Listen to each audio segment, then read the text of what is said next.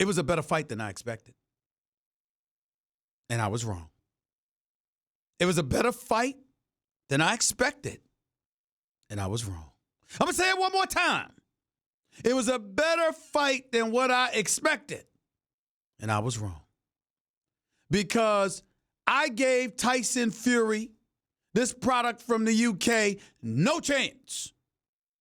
I'm like, you're out of the sport for 2.5 years because of drug and alcohol issues. You battled with depression. You contemplated killing yourself, et cetera, et cetera. And many, many times people have told me throughout the years, people who come back from that, they're really not exaggerating when they tell you they are stronger than ever. They've been to hell and back. So trust you me, they're a lot stronger than people realize. I get that. I respect that.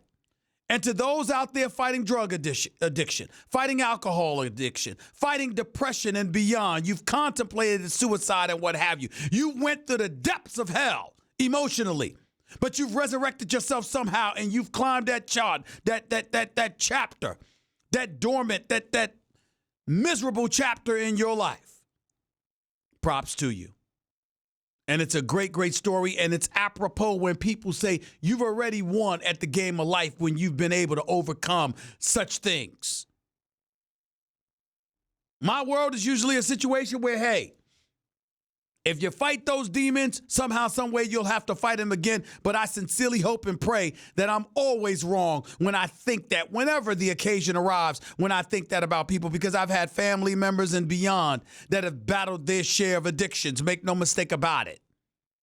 So when we look at a guy like Tyson Fury and we're willing to sit there and say, you know what, he was a winner before he stepped into the ring, nobody's knocking that. Nobody's poo-pooing that. Nobody's summarily dismissing that. But let's be clear. We're talking about a boxing match.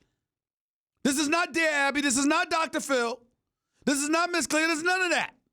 We're talking a boxing match. And walking into this fight Saturday night at the Staples Center, I didn't give this man any kind of chance against Deontay Wilder because I thought that right hand ultimately will put him to sleep. Ultimately will put Tyson Fury to sleep because I said there's no way in hell the man can avoid Deontay Wilder for 12 rounds. I just didn't believe it. I said there's no way in hell that that's going to happen. I don't see it happening. I can't imagine it happening. That's not what I'm getting from this. And that's where I was coming from with it. And then the fight took place. And when the fight took place, I must confess, I was absolutely and thoroughly shocked at what I witnessed. Couldn't believe it. Couldn't believe what I was seeing. Because when I watched Deontay Wilder fight this fight, ladies and gentlemen, he was getting outboxed. And you are listening to a fan of Deontay Wilder. You are looking at a fan of Deontay Wilder. He's been a guest on this show. I've met him several occasions. There's been a couple of times we talked privately. I'm rooting for the brother. But he was getting outboxed.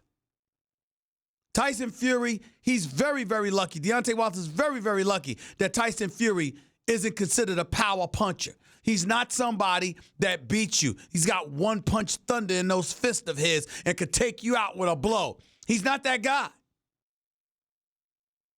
He's not that guy. Tyson Fury is a guy that evades you, controls tempo and pace, and ultimately outboxes you.